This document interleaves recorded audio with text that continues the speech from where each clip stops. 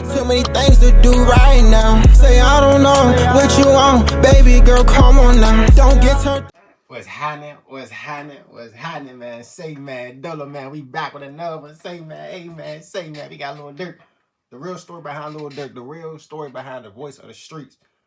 Man, y'all see it. I don't know if y'all can see the title on my screen, but say, without further ado, y'all like, comment, subscribe. On my way to 2 million trillion subscribers. Or really, realistically, on my way to 2,000 subscribers. But on my way to 1 million subscribers, bro, I'm buying me that Lamborghini. I said that Lamborghini, bro. But that's for another day. But say, I ain't even gonna hold y'all up. Let's go. Lil Durk is one of the biggest rappers in the world. Give me those. It didn't all happen overnight. He had a wild come up in Chicago. Some say he's the reason the big war in the city got so violent. Yeah. Durk had a grind for over a decade. Chicago been messed up, I ain't gonna lie. And today, we're breaking down the crazy story of how he went from a street savage to linking up with superstars like Drake and Kanye. Let's get right into it. Lil Durk came up on the south side of Chicago in an area called Inglewood. Yeah. A lot of kids in the city grew up without their dads around. But Durk's situation was a lot crazier than most. When he was 7 months old, his dad was sentenced to life in prison for allegedly running a huge crack operation. Big Durk was locked in with Larry Hoover, the legendary Chicago gang leader who created the Gangster Disciples. His father was locked on Larry Hoover. Apple don't fall too far from the tree on Brody. That's a real saying. All the way back in 1965, Big Durk was running the streets and had a lot of people working for him. And back in the day, he was cool with the BDs too. The BDs and GDs had been locked in a deadly war for years. And when Big Durk was moving heavyweight back in the day, the two crews wasn't even beefing. According to Big Durk, the war started in his hood after some BD leaders thought they should have more territory. Big Durk was running the game, and his family should have been taken care of. But then, the whole thing came crashing down. Big Durk and 3 of his top affiliates got hit with life sentences after Big Durk's cousin, Tasha Woods, testified against him. And when the cops raided Big Durk's storage unit, they found $1 million in cash and 10 bricks of cocaine. Even though Lil Durk's dad was locked up before he even really knew him, they kept a good relationship over the years and talked on the phone almost every day. Big Durk didn't want his kids to end up like him and try to keep him out of the streets. But sometimes it's not that simple when you come up with a place like it's kind of hard to do and kind of crazy to say while you like locked up. That's kind of, you know what I'm saying, that's kind of Chicago. Lil Durk's mom had to take care of him and all of his siblings. And back then, they were just struggling to survive. Durk says they were so broke that some days they didn't even have food to eat. Durk knew he had to step up and help the family, so he hopped off the porch at just 10 years old and started hustling. Durk had dreams of making it out of the streets through basketball, but eventually he realized it wasn't going to work and he had to switch up his plans. He started dropping tracks in 2010 and created his OTF crew, but it wasn't until he caught a gun charge in 2011 that he decided to take music seriously. He was sentenced to 3 months in jail for the weapon case and got out on bond, but then he was sent back for another 87 days. While he was locked up, Durk's first child was born, and he realized that he had to switch up how he moved. Durk knew how growing up without his dad made everything harder, and he didn't want his own son to have the same experience.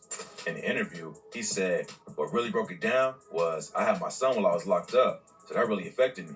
That really put the toll on me like, oh yeah, I gotta change." When Durk got back out, he had 2 options: go hard with the music or get even deeper in the streets. He was a broke high school dropout living with his mom and had a newborn son. And Durk said he was not eating, getting locked up, no focus, no guidance. But instead of going down the same path his dad and most people in the area did, Durk hopped in the booth and got to work. He dropped the track Sneak Dissin' and I'm a Hitter, which picked up some buzz in the city. And that's when Durk knew he could make it in the game. He used MySpace to build up an audience and dropped his debut mixtape in 2011. Durk followed it up with 2 more projects. Then in December 2012, he dropped the track that changed everything. The GDs and BDs were already beefing at this point, but L's anthem took the disrespect to a new level, and a lot of people think it led to the brutal wave of violence that's still going on today. On the track, Durk said, "You don't fuck with me, then fuck him. My own I don't trust him. Brick Squad, I say fuck him. Woogle World with him, so fuck him." Lil Jojo from Brick Squad clapped back with the track 300K, BDK, and called out Durk and the rest of the BDs. He said, "Durk say Brick Squad." I'm gonna skip your ad, Brody. So I can't wait to catch him. Squeeze his 40. Now they got him on a stretcher. Lil Jojo was tragically murdered after the track drop, which really set off the war between the BDs and GDs. But even though it might have caused more young dudes to lose their life in the streets, L's anthem helped Lil Durk level up and get his name in the spotlight. He followed it up with the hit This Ain't What You Want, which led to him signing the deal with Def Jam Records in 2013. It was the biggest moment of his career, but Durk didn't have long to celebrate. He had been trying to leave the streets behind, but just a couple of days after signing with Def Jam, he got booked on another weapon charge. The cops rolled up on him in Chicago, and Durk allegedly tossed a pistol into his car. Durk got hit with a charge for unlawful use of a weapon by a felon and was held on a $100K bond. By this point, his homie Chief Keef was already one of the hottest new rappers in the game, After blowing up with the track Don't Like and linking up with Kanye West, everyone thought he'd step in and bail Durk out, but Keith didn't pay the bond.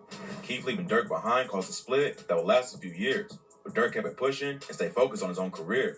He got back out just a month later and dropped his mixtape Signed to the Streets in October 2013. 2014 was an even bigger year for him. He was named on a XXL freshman class, dropped his Signed to the Streets 2 project, and got into a high-profile beef with Tyga in the game. Tyga and Durk have been going back and forth on social media. Then Tyga recruited Game for the track Chirac to LA. Game took a shot at Durk on the track and said, "I don't f with no new niggas. They like to sue. No woo." Tyga hit me like, "Durk dissing. Durk the whiskey? Durk who? Never heard of these." Game is a legend in the industry, but Durk proved he wasn't backing down from anyone. Durk ran into Game at a club in LA to press him about the beef. A video of the situation shows their crew squaring up like they was gonna throw down, but both sides left the scene without it popping off. The day after Durk pressed him, Game let everyone know on Twitter that it was squashed. They took a couple more shots at each other in interviews on social media, but it never turned into real beef. By 2015, Durk had been grinding long enough in the industry that he had some major buzz on his name, and fans were waiting for him to drop his debut album, Remember My Name. It was supposed to drop on May 12th, but then it got pushed back to June 2nd. The album debuted at number 14 on the Billboard 200 chart, which wasn't as high as a lot of fans expected, but Durk kept grinding and dropped another project just a few months later. In 2016, Durk dropped his second album on Def Jam, but it only hit number 29 on the Billboard 200. It wasn't bad enough to be called a flop, but fans knew that Durk wasn't getting the shine he deserved.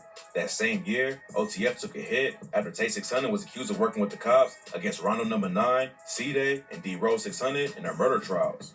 Tay denied snitching, but he still got kicked out of OTF and started beefing with Durk. They sent disses back and forth for a while, but by that point, Durk was way too big for the drama to affect his career.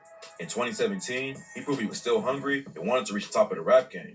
He dropped 4 projects that year, including 2 collab tapes with Lil Reese and T Grizzly. 2018 was another crazy year for him.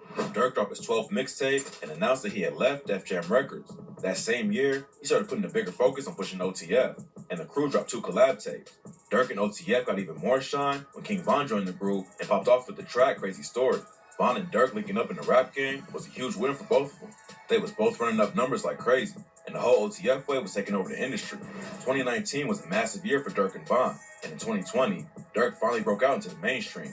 Durk's 5th album peaked at number 2 on the Billboard 200 chart, and then he blew up even more after Drake featured him on the track Laugh Now, Cry Later. Durk was finally getting the attention he deserved, but then tragedy struck when King Von was shot and killed later that year. Durk has lost a lot of people over the years to violence. In 2013, his homie L.A. Capone was murdered outside of a studio. In 2014, his cousin OTF Newski was also killed.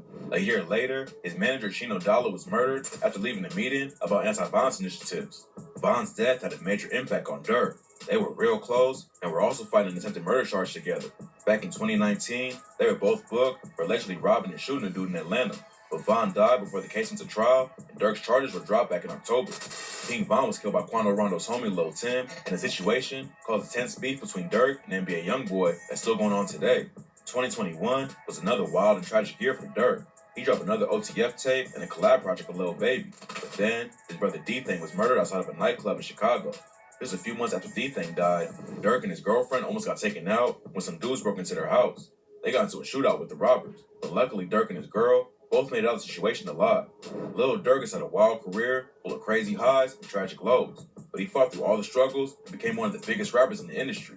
A lot of rappers give up if they don't start popping out the gate, but Durk put in the hard work and stayed on his grind for over a decade.